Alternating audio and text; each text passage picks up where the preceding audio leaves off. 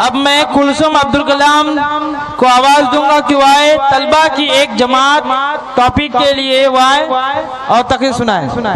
नामदुहु व नुसल्ली अला रसूलिहिल करीम, अम्मा बाद।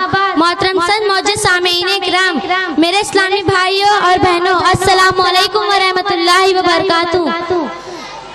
मेरे तकरीर का उन्वान है तलबा की एक जमात।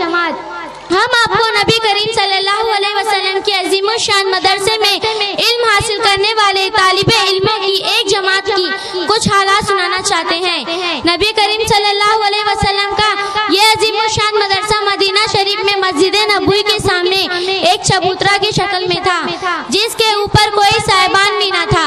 उस चबूतरे पर ज्यादातर वो लोग रहते थे जो इल्म दीन हासिल करने के लिए नबी करीम सल्लल्लाहु अलैहि वसल्लम की पाकीज़ा सोबत से एक लम्हा के लिए भी गैर हाजिर रहना पसंद नहीं करते थे। हर सांस हर घड़ी इल्मी, अमली और रूहानी फैज़ हासिल करना ही इनका मुक़द्दस शुगुल था। इन बुजुर्गों को इस्लामी बोलचाल में असहाबे सुफ़ा कहा जाता है। इनकी तादाद बहुत ही काफी है। ये सब दारुल मोहम्मदी के तलबा थे।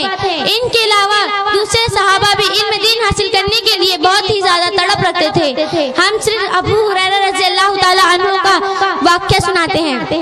हज़रत अबू हुरैरा रज़ियल्लाहु ताला अन्हु नबी करीम सल्लल्लाहु अलैहि वसल्लम की इरशादात तैयबात के इस कदर शौकीन थे कि एक लम्हे के लिए भी आपसे जुदा होना गवारा नहीं करते थे। इस ख्याल से कि ऐसा ना हो हज़रत मेरे पीठ पीछे कुछ इरशाद फरमाए और उससे मैं महरूम रह जाऊं।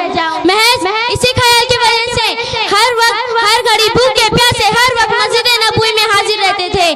एक रोज हज़रत अबू हुरैरा रज़ियल्लाहु ताला अन्हु ने मोहम्मद सल्लल्लाहु अलैहि वसल्लम से दरख्वास्त की कि हुजूर, आपकी कई हदीस जो सुनता हूँ भूल जाता हूँ, मेरे हाफिजा के लिए दुआ फरमा दीजिए। आपने फरमाया चादर बिछा दो। चुनांचा मैंने अपनी चादर फैला दी।